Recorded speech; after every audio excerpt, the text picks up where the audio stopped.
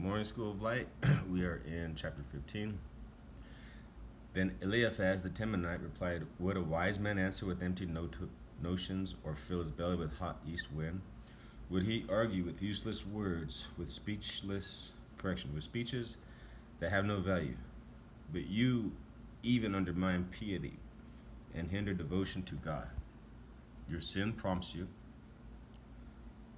Your sin prompts your mouth. You adopt the tongue of the crafty. Your own mouth condemns you, not mine. Your own lips testify against you. Are you the first man ever born? Were you brought forth before the hills? Do you listen in on God's counsel?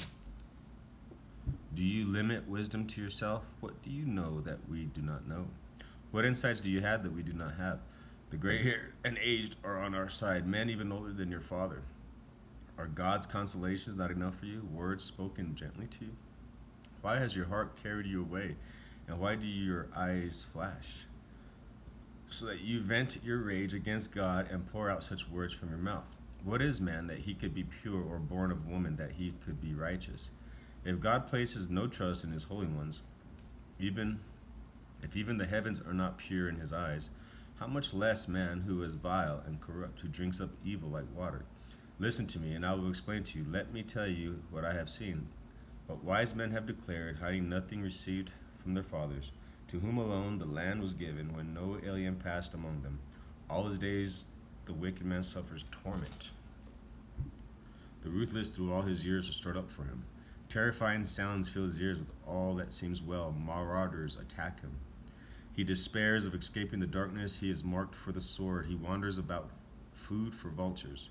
He knows the day of darkness is at hand. Distress and anguish fill him with terror. They overwhelm him like a king poised to attack, because he shakes his fist at God and vaunts himself against the Almighty, defiantly charging against him with a thick, strong shield.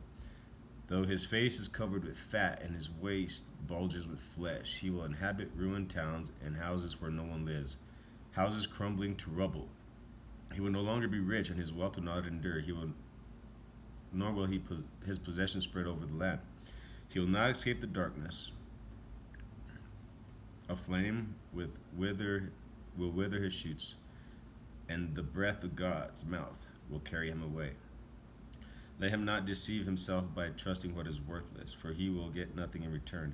Before his time he will be paid in full, and his branches will not flourish. He will be like a vine stripped of its unripe grapes, like an olive tree shedding its blossoms. For the company of the godless will be barren, and fire will consume the tents of those who love bribes. They conceive trouble and give birth to evil. Their womb fashions deceit. Wow, that's the person that's against God. We know those kind of guys in our lives, don't we? So, meditate on God's word. If you want Bible studies, we have them. Just ask for the asking. God bless.